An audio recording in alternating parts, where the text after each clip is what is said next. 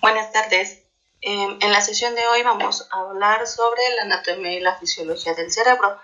En la sesión anterior recordemos que hablamos sobre las neuronas, cuál era su estructura, cuál era su función y cuáles eran las diferentes características que ésta tenía de acuerdo a su morfología. En la sesión de hoy, vamos a abarcar solamente en estas diapositivas lo que es el cerebro y los hemisferios cerebrales. ¿Okay? Para comenzar, debemos nosotros conocer qué es el cerebro. Bueno, el cerebro se puede definir de diferentes maneras. Este puede ser un órgano que se encuentra ubicado dentro del cráneo, el cual se va a encargar de hacer la gestión de las actividades del sistema nervioso. Este es un órgano totalmente complejo. Básicamente lo que va a hacer es gestionar las actividades como parte del sistema nervioso central. Este también, a su vez es conocido como la parte más voluminosa del encéfalo. Está situado en la parte anterior y superior de la cavidad craneal y este solamente se presenta en los vertebrados. Dentro del cráneo, lo que nosotros vamos a encontrar, es que el cerebro básicamente está flotando en un líquido. Ese líquido transparente se le llama líquido cefalorraquídeo. Este líquido tiene básicamente la función de protección, tanto por cuestiones físicas como por cuestiones inmunológicas. En algunas ocasiones me había tocado escuchar que habían ciertos debates entre si el cerebro era un órgano o era un músculo, por aquella frase coloquial que decían que el cerebro tenía que ser entrenado y ejercitado como un músculo. Sin embargo, no es un músculo, el cerebro es un órgano. No está compuesto por unas fibras llamadas miocitos, que es de las que están hechos los músculos. En este caso, sí permite, mediante neuronas o millones de neuronas que se encuentran interconectadas, mediante los axones y las dendritas, permite regular todas y cada una de las funciones del cuerpo y de la mente en específico, desde respirar hasta la acción como comer o dormir, hasta posteriormente una capacidad mental, la parte del razonamiento, cómo es que nos enamoramos o por qué es que nosotros podemos discutir con alguien, ¿no? Todo esto pasa por el control cerebral, en este caso por el cerebro. Por eso se considera que es uno de los órganos más importantes del cuerpo. ¿Para qué sirve el cerebro? Bueno, ¿cuáles son las funciones del cerebro? En este caso tenemos principales funciones.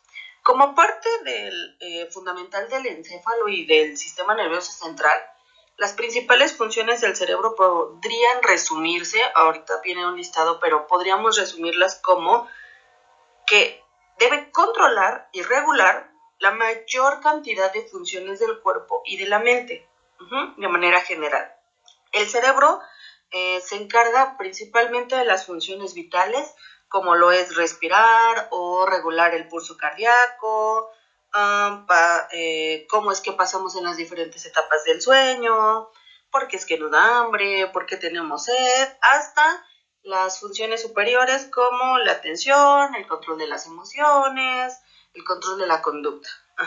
Todo lo que sucede básicamente en nuestra vida, tanto desde que podemos hablar de una vigilia en el sueño hasta respirar, tragar, mirar, todas esas funciones son reguladas básicamente por nuestro encéfalo.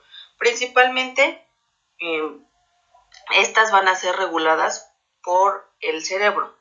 De manera general, ¿cuáles son las funciones principales que hace nuestro cerebro? Bueno, primero que nada, tenemos el control de nuestras funciones vitales, los que les decía ahorita, como la regulación de la temperatura, la presión arterial, las pulsaciones cardíacas, la función de respirar, de dormir, de comer. Todo esto que tenga que ver con funciones vitales, las hace el cerebro. ¿Cuáles son otras? Bueno, él también se encarga de la recepción y del procesamiento, y de una vez que tiene la información, esta pueda ser interpretada, integrada mediante los sentidos.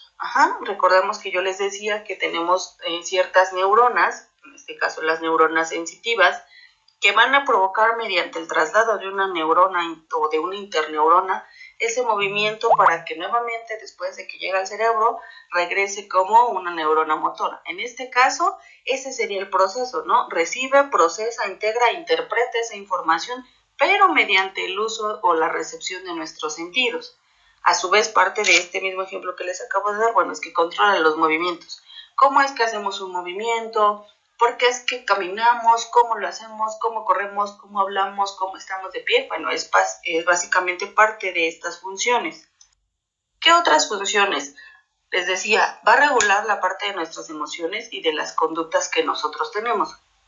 Recordemos que en la parte de la frenología, bueno, decíamos con Gall, que Gall mencionaba al inicio, cuando estaba lo de la cranioscopía, decía que la división que ahorita conocemos como las áreas de Brodmann, que vamos a ver en sesiones más adelante, esas áreas estaban divididas no tanto por cuestiones motoras o sensitivas, era más por cuestiones de conductas y emociones que realizaban las personas. Yo les decía, en la parte central se encontraba la cuestión de el hábito de la lectura. O por qué es que una persona era buena haciendo malabares cuando decíamos que se encontraba en la parte de un lóbulo temporal. ¿Por qué esa persona era tan agresiva? Bueno, porque tenía muy desarrollada la parte de su frontal. Entonces, pero eran más cuestiones de habilidades. Bueno, tiene que ver con esto. A su vez, el cerebro nos va a permitir pensar, razonar, va a permitirnos realizar funciones cognitivas como lo son la memoria, como son el aprendizaje, la percepción, funciones ejecutivas, como la parte del lenguaje, el pensamiento, el razonamiento. Todas estas funciones básicamente van a surgir del cerebro. Tiene cada una de las partes del cerebro una función en específica y va a tener una división para estas cuestiones que les acabo de decir. Ahorita lo vamos a ver más adelante. En el caso de, bueno, antes de que entremos a la parte de los hemisferios, me gustaría platicarles un poquito, ¿no? Acerca de, ya no regreso, bueno, de características que tiene el cerebro humano. Bueno, al final de cuentas, nosotros tenemos un tamaño en específico, a diferencia de otras especies, que esto puede variar. También, si nosotros, por ejemplo, pesáramos la parte del encéfalo o lo que es un encéfalo, bueno, tendría más o menos un peso como de 1,5 kilos, algo así, ¿no? El cerebro está recubierto por un número de membranas y esas membranas se llaman meninges, las cuales van a protegernos junto con el líquido cefalorraquídeo, lo que les decía, de los golpes contra el cráneo. Un ejemplo muy claro de cómo es que se encuentra el cerebro dentro del cráneo es como si nosotros tuviéramos una pelota o un huevo en un vaso con agua. Este va a flotar, se encuentra flotando dentro de ese líquido. Y ese líquido, si nosotros lo movemos o lo agitamos, pues lógicamente va a estar chocando, ¿no? Pero a diferencia de si no tuviéramos ese líquido, bueno, el impacto que se tiene dentro del cráneo es totalmente diferente. Por eso es que se dice que el cerebro flota, debido a la cantidad de líquido cefalorraquídeo que se tiene. En este caso, yo les decía la vez pasada en la sesión anterior, que se estima más o menos, o que el cerebro humano está constituido por una cantidad específica de neuronas, ¿no? En este caso, 100 billones de neuronas de manera general, ¿no? Estas, mediante el crecimiento, pues yo les decía, estas pueden ir muriendo poco a poco debido a una lesión o debido a una enfermedad. ¿Cómo es que realmente funciona el cerebro? Bueno, el cerebro, básicamente, por eso es que la sesión anterior vimos la parte de las neuronas, cómo existe esa transmisión de información mediante el impulso eléctrico entre neuronas y cómo es que se daba ese proceso en las neuronas. Bueno, ahora tiene una razón de ser. El cerebro básicamente funciona gracias a la transmisión de información que existe entre esas neuronas, entre las neuronas que hacen la sinapsis, mediante los impulsos electroquímicos que existen en cada una de ellas. Esta transmisión de información se produce durante la sinapsis. Durante la sinapsis, en este caso las neuronas, yo les decía, se ponen en contacto mediante generando una descarga química e impulsos eléctricos que van a intercambiar neurotransmisores, que son, en este caso, los encargados, yo les decía, tanto de excitar o de inhibir la acción de otra célula, a través de los axones. En este caso, se establece la comunicación con las dendritas o el soma o incluso el axón de la segunda neurona. Así es como se hace, por ejemplo, toda esta transmisión de información mediante las neuronas. Esto no lleva más que milisegundos, esta transmisión de información. De manera paralela y coordinada, básicamente, se producen cientos de conexiones que van a permitir que el cerebro pueda percibir, pueda entender y pueda responder al mundo de forma adecuada. Nosotros vamos a recibir algo que se llaman entradas de información, en este caso los input, y generamos también miles de envíos de información, que serían los outputs. En este caso, va a depender de la gran velocidad que nosotros tengamos dentro de ese proceso, porque los procesos son los que van a tener la diferencia entre una persona y otra. Sin embargo, estos van a seguir haciéndose con la misma precisión.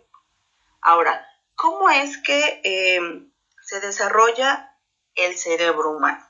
Bueno, el cerebro se desarrolla básicamente durante la etapa embrionaria, hasta el término de la juventud. Es la duración que tiene el desarrollo del cerebro. Tras más o menos 4 semanas después de haber sido concebido, se va a formar algo que se llama el tubo neural. Este tubo neural es básicamente donde se va a desarrollar el cerebro y el sistema nervioso de manera general, ya que a partir de este tubito que les digo, de este tubo neural, que está por acá, pero después desaparece, a partir de ese tubo, es que de ahí se va a formar el encéfalo, que está por acá abajito, y la médula espinal, aquí en la imagen lógicamente no está. A partir de esta formación, ¿qué vamos a tener? Las neuronas básicamente van a empezar a proliferarse, y van a lograr migrar hacia su destino, en este caso ya cuando se tiene la formación total del cerebro. Las neuronas del encéfalo se van a diferenciar posteriormente y según la función que vayan a desempeñar en el cerebro es donde se van a ubicar. Se calcula algo más o menos como que durante la etapa prenatal, el cerebro puede llegar a producir 250,000 células, que estas van a reproducirse por minuto. De hecho, cuando es el nacimiento, en el momento de nacer, el cerebro del bebé ya contiene todas las células nerviosas que éste va a necesitar. Sin embargo, van a estar células nerviosas que todavía no van a estar conectadas. Yo les decía, ¿cuáles son las principales células de acuerdo a la morfología que van a existir en el cerebro? Van a ser las células piramidales. En este caso, durante los primeros años de vida, lo que pasa es que nuestras células nerviosas van a empezar a tener conexiones, ahora sí, pero esto va a depender de nuestro ADN, ¿ok?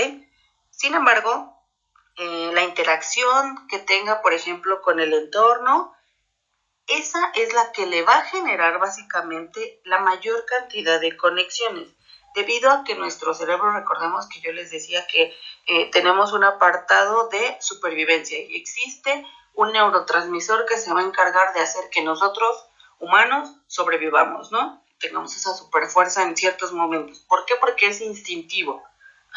En este caso, ahí es donde se van a establecer y se van a crear estas nuevas